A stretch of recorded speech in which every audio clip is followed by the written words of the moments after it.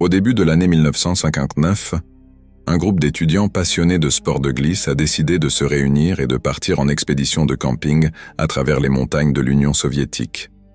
L'objectif était de traverser environ 300 km dans les montagnes de l'Oural, une région complètement isolée du monde, caractérisée par une nature sauvage et impitoyable. Le but était d'atteindre un point précis, puis de revenir au point de départ. Le groupe était dirigé par Igor Dyatlov, un étudiant en ingénierie radio âgé de 23 ans. Tous les membres du groupe étaient des professionnels hautement qualifiés dans les sports de glisse et les aventures en plein air. Mais malheureusement, leur expérience et leur professionnalisme ne leur ont pas permis de survivre à la rigueur de la nature. L'expédition s'est transformée en un incident terrifiant et mystérieux, dont les détails restent une énigme jusqu'à ce jour. L'équipe était composée de 9 membres, en plus du leader Igor Dyatlov. Le 8 janvier, les jeunes ont réussi à obtenir un permis officiel du conseil régional pour organiser l'expédition, qui comptait au total 10 personnes, afin de garantir la crédibilité de l'entreprise. Le but de ce voyage était d'escalader le sommet du mont Otorten, situé entre les montagnes de l'Oural et le désert de la Sibérie nouvelle. Le mont était à environ 10 km du lieu où l'accident allait se produire, ce qui signifie que l'équipe n'a pas atteint sa destination finale. L'équipe est arrivée dans une région appelée Kholatsiakhl, un terme de la langue des Mansi, une tribu locale, signifiant « montagne morte ».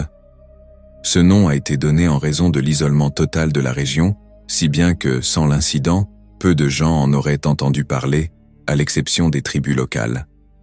Le chemin choisi par l'équipe pour leur ascension était classé parmi les itinéraires de difficulté moyenne, catégorie 3, ce qui signifiait qu'il pouvait être parcouru sans corde, simplement avec de l'escalade manuelle. Le principal défi résidait dans l'escalade de la montagne en février, la période la plus difficile de l'année en raison des conditions climatiques extrêmes, où les températures chutent considérablement. Cependant, cela n'a pas découragé l'équipe, qui était bien préparée avec des provisions et des vêtements adaptés, et avait une grande confiance en ses capacités. De plus, tous les membres de l'équipe possédaient des certificats de compétences en escalade de montagne de niveau 2 et étaient sur le point d'obtenir leur certification de niveau 3 après leur retour de cette expédition, ce qui en faisait une dernière opportunité d'entraînement. Le matin du 25 janvier 1959, le groupe arriva à la ville d'Ivdel, où ils louèrent un véhicule qui les mena jusqu'à la dernière zone habitée en direction du nord. De là, ils commencèrent leur marche vers la montagne. Le 27 janvier, alors qu'ils étaient en route, un membre de l'équipe, Yuri Yudin, dut faire demi-tour en raison d'une fatigue soudaine. Il souffrait de problèmes de santé tels que des rhumatismes et des maladies cardiaques. Bien qu'il ait été déterminé à continuer avec le groupe par obstination, la fatigue l'affecta rapidement et il ne put poursuivre l'expédition. Il décida donc de retourner à Ivdel. Les 9 autres poursuivirent leur chemin. Avant leur départ du dernier point habité, Dyatlov avait convenu avec le club d'escalade auquel il appartenait d'envoyer un télégramme pour informer de leur arrivée dans la ville habitée. Ce message devait être envoyé le 12 février, comme convenu précédemment. Cependant, lorsque Yudin retourna, Dyatlov lui expliqua que l'arrivée pourrait être retardée en raison des conditions météorologiques. Les jours passèrent, et le 12 février arriva sans qu'aucun message ne soit envoyé. Puis les 13, 14, 15, 16, 17 et 18 février passèrent sans nouvelles. Les familles des jeunes disparus commencèrent à s'inquiéter et demandèrent aux autorités d'envoyer une équipe pour les chercher. Une équipe de volontaires de leur club d'escalade partit en mission, suivie par une équipe de sécurité de l'armée et de la police, tandis que des hélicoptères furent envoyés pour les rechercher depuis les airs. Les recherches continuèrent jusqu'au 26 février, lorsqu'une découverte terrifiante fut faite. Lorsque le camp a été découvert, tout était éparpillé et les tentes déchirées, comme si une grande confusion s'était produite. Mikhail Charvin, l'un des étudiants bénévoles et le premier à arriver sur les lieux de l'accident, a décrit que les tentes étaient détruites et couvertes de neige, et que tous leurs effets personnels étaient restés dans le camp tels quels. À travers les traces de pas, il a été déterminé que l'équipe avait coupé les tentes en fuyant quelque chose, et qu'ils étaient sortis soit pieds nus, soit uniquement en chaussettes ou même avec une seule chaussure, ce qui indiquait qu'ils n'avaient pas eu le temps de se préparer. En suivant les traces, ils arrivèrent à la lisière d'une forêt voisine, à environ 500 mètres de là, où ils trouvèrent les corps de Yuri Doroshenko et Georgi Krivonichenko, qui n'étaient vêtus que de leurs sous-vêtements. Près d'eux, il y avait les restes d'un petit feu et des branches d'arbres brisées jusqu'à 5 mètres de hauteur, ce qui amena les enquêteurs à penser qu'un membre du groupe avait tenté de grimper à un arbre, soit pour chercher un endroit sûr, soit pour fuir un danger imminent. À mi-chemin, entre le camp et l'arbre, des corps étaient dispersés dans des positions différentes. Ce qui était étrange, c'est que la plupart d'entre eux étaient sans les vêtements lourds qu'ils auraient dû porter, bien que les températures de ces jours-là aient été entre 25 et 30 degrés Celsius. Les opérations de recherche des autres membres de l'équipe ont continué pendant 2 mois complets, jusqu'en mai, où 4 des grimpeurs ont été retrouvés à 75 mètres à l'intérieur de la forêt, enterrés sous une couche de glace de 4 mètres d'épaisseur. Ce groupe portait des vêtements mieux adaptés que ceux des autres corps, mais de manière étrange, ils étaient vêtus des vêtements des membres de l'équipe qui étaient décédés en premier. À la suite de cette découverte, des commissions d'enquête ont été formées pour tenter de comprendre ce qui s'était passé. Aucune blessure évidente n'a été observée sur les corps qui expliquerait leur mort de cette manière, de sorte que l'explication la plus probable était qu'ils étaient morts en raison d'une exposition à des températures extrêmement basses. Cependant, un élément suspect a été trouvé dans l'état de Rustem Slobodin, dont le crâne était fracturé, ce qui a suscité des interrogations supplémentaires sur les causes de sa mort. Jusqu'à ce moment-là, l'équipe d'enquête n'avait pas de réponse claire sur ce qui s'était passé. Cependant, après avoir retrouvé les 4 derniers corps et les avoir examinés, la situation est devenue beaucoup plus étrange. Parmi les corps se trouvait celui de Dubonina, dont le crâne était complètement écrasé, tandis que Zolotaryov et Dubonina, facilement identifiables, souffraient de fractures graves à la cage thoracique. Le médecin légiste a confirmé que ces fractures ne pouvaient être causées que par une pression énorme, précisant que les fractures ressemblaient à celles qui se produiraient si une personne était percutée par une remorque. Mais ce qui était encore plus étrange, c'est qu'il n'y avait aucune blessure extérieure ni aucune marque sur la peau pour expliquer comment ces fractures étaient survenues. L'état de Dubonina était plus étrange encore que celui de Zolotaryov. En plus des fractures de la cage thoracique, sa langue avait été coupée et retrouvée près d'elle. Ses yeux étaient absents de leurs orbites et des parties de son visage étaient déformées de manière étrange, rendant difficile de croire que ces blessures pouvaient être survenues naturellement. Certains ont tenté d'expliquer cela en se basant sur la position du corps, qui était retrouvé sur le ventre près d'un petit ruisseau traversant la neige. Bien que cette théorie n'ait pas été officiellement reconnue, certains ont cherché à trouver une explication à ce qui s'était passé. La théorie la plus courante à l'époque était que l'incident était dû à une attaque d'un animal sauvage. Cependant, le problème avec cette explication était qu'aucun animal ne semble capable de choisir des parties spécifiques du corps et de laisser le reste intact, et, de plus, les corps étaient enfouis sous 1 mètre de neige, ce qui a fait rejeter cette hypothèse. Le rapport officiel publié à l'époque a conclu que les décès étaient dus à une force naturelle uniquement, sans considérer d'autres hypothèses. En conséquence, l'affaire a été fermée en mai de la même année et tous les documents, fichiers et photos ont été classés dans un archive secrète gouvernementale, où ils sont restés cachés pendant des décennies jusqu'à ce que l'enquête soit rouverte en 1999.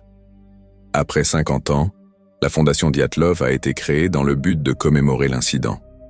Yuri Komchevitch a pris la tête de la fondation et son équipe a poursuivi les investigations pour tenter de déterminer les causes des décès. Bien sûr, face à une catastrophe aussi étrange, de nombreuses théories ont émergé pour expliquer l'horreur qui s'est produite. Le nombre de théories est monté à environ 70, et bien que nous ne puissions pas toutes les présenter dans cette vidéo, nous nous contenterons des théories les plus célèbres qui ont été proposées pour expliquer l'incident.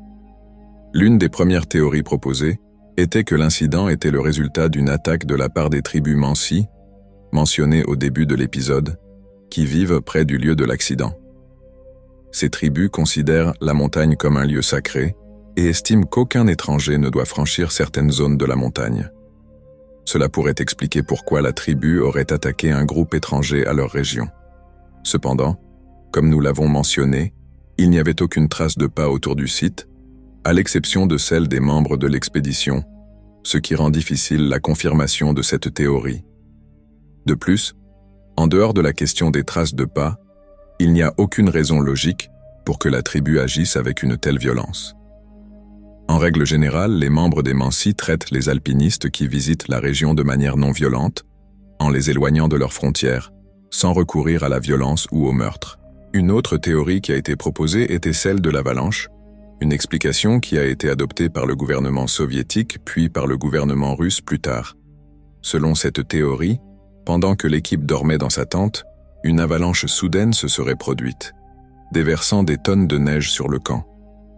Lorsque les membres de l'expédition ont commencé à réaliser ce qui se passait et ont tenté de couper la tente pour s'échapper, ils n'avaient pas le temps de s'habiller et ont fui immédiatement. Quant aux 4 corps retrouvés loin du camp, il est possible qu'ils aient été en route pour chercher de l'aide auprès des tribus Mansi. Les blessures qu'ils ont subies pourraient être le résultat d'une chute dans une zone basse, comme un ravin ou un passage, ce qui a donné son nom au site de l'incident, le passage Dyatlov. Cette théorie est soutenue par le fait que des avalanches se produisent périodiquement dans cette région, en particulier lorsque des activités humaines ont lieu près de la neige, ce qui réduit sa stabilité. Cependant, le problème avec cette théorie est qu'aucune avalanche n'a été signalée la nuit de l'incident. De plus d'une centaine de missions d'exploration ont eu lieu dans cette région auparavant, sans qu'aucune avalanche n'ait été mentionnée dans aucune d'entre elles.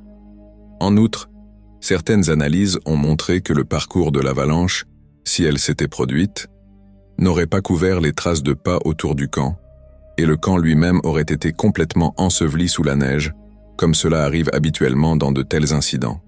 Il y avait aussi une question importante. Comment un groupe de personnes, dans une zone avec des températures de 25 degrés C, aurait-il pu dormir dans leur tente sans vêtements appropriés? Dans des conditions normales, ils auraient dû porter des vêtements chauds et utiliser des couvertures supplémentaires, ce qui rend cette explication étrange. Et surtout, comment Dubonina et Zolotaryov ont-ils pu perdre leurs yeux et des parties de leur visage de manière inexpliquée? Toutes ces questions ont fait douter de nombreux experts de cette théorie. Au-delà des explications scientifiques et logiques, l'une des théories les plus populaires concernant l'incident était que ce qui est arrivé aux membres de l'expédition était le résultat d'une expérience militaire menée par l'armée soviétique dans le contexte politique de la guerre froide. Étant donné que la guerre froide était toujours en cours, il était naturel que le gouvernement soviétique cherche à développer de nouvelles armes en prévision de toute attaque soudaine, et les zones reculées et isolées comme les montagnes de l'Oural et les déserts de Sibérie étaient des endroits appropriés pour mener de telles expérimentations militaires. Cette hypothèse s'est répandue de manière importante, au point que certains livres ont été publiés pour la soutenir. Certains de ces livres affirmaient que l'armée soviétique menait des expériences militaires dans la région et que les membres de l'expédition avaient été trouvés par erreur, ce qui avait conduit à leur mort. Par la suite, une histoire a été inventée pour expliquer l'incident et justifier l'événement auprès de l'opinion publique. Cependant, cette théorie a également été contestée. Les opposants ont souligné qu'il n'y avait aucune justification pour la violence extrême observée sur les corps, comme la coupe de la langue et l'extirpation des yeux, ce qui semble injustifiable si l'objectif était de se débarrasser de l'équipe de manière discrète. De plus, si l'intention avait été de torturer l'équipe pour vérifier qu'ils n'étaient pas des espions des États-Unis, l'armée aurait pu se débarrasser des corps de manière plus efficace sans laisser de traces évidentes sur les corps de façon aussi violente. Bien sûr, les hypothèses ne se sont pas limitées aux explications scientifiques et rationnelles, mais des théories encore plus étranges ont également émergé parmi les gens. L'une des théories les plus célèbres était l'idée que l'incident était le résultat d'une attaque par le Yéti, ou l'homme des neiges. Le Yéti est une créature mythologique censée vivre dans les régions montagneuses et enneigées du continent asiatique. Certaines tribus locales le décrivent comme ressemblant à un singe, mesurant environ 3 mètres de hauteur, et lorsqu'il se tient dans un espace étroit, ses pieds touchent le sol et sa tête touche le plafond. On dit également qu'il marche debout comme les humains. Selon cette théorie, l'équipe aurait pu pénétrer dans une zone dominée par ces créatures, et le Yéti ou certains membres de son espèce les auraient attaqués, les tuant et laissant les corps tels qu'ils ont été trouvés par les enquêteurs. Cependant, malgré le manque de logique de cette théorie, elle reste indémontrable, surtout lorsque l'on revient à un point clé: l'absence de traces de pas autres que celles des membres de l'expédition, ce qui rend difficile d'accepter cette idée comme explication de ce qui s'est passé. La dernière théorie qui tente d'expliquer ce qui s'est passé est que l'incident aurait été le résultat d'une rencontre avec des créatures extraterrestres, spécifiquement des entités de type 4, un type souvent mentionné dans les cas d'enlèvements humains. Les partisans de cette théorie se basent sur des rapports faisant état de l'apparition de cercles lumineux orange dans le ciel, près de la zone où l'incident a eu lieu, notamment la nuit de l'incident et la nuit précédente. Cette théorie est également soutenue par les témoignages de tribus locales, ainsi que d'autres équipes d'escalade qui se trouvaient à environ 50 km du lieu de l'incident. Ces derniers ont également rapporté avoir vu ces mêmes lumières oranges. Certains habitants de la ville d'Yvdel, d'où l'expédition est partie, ont confirmé avoir vu ces lumières étranges dans le ciel entre février et la fin mars. Ce qui renforce cette hypothèse, c'est que les investigations ont révélé des traces de radiation dans la zone.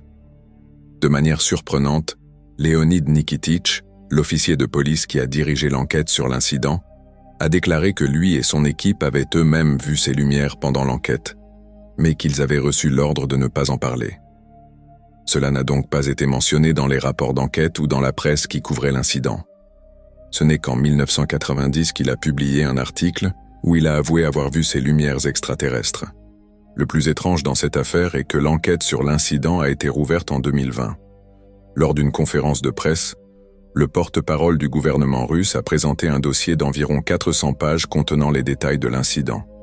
Lors de cette conférence, il a affirmé que l'incident ne présentait aucune suspicion criminelle et que ce qui s'était passé était le résultat d'un phénomène naturel, qu'il s'agisse d'une avalanche, d'un cyclone ou d'un autre événement naturel, ignorant complètement les témoignages et les récits qui avaient circulé auparavant. Cependant, malgré cette déclaration officielle, de nombreuses personnes n'ont pas cru à cette explication et sont restées convaincues que l'incident était le résultat de quelque chose d'anormal. Malgré cela, le sujet a été officiellement clos ce jour-là, et depuis, la véritable explication de ce qui s'est passé dans le passage de Dyatlov reste inconnue. Il est possible que le gouvernement russe soit au courant de la vérité, mais qu'il ait choisi de la dissimuler.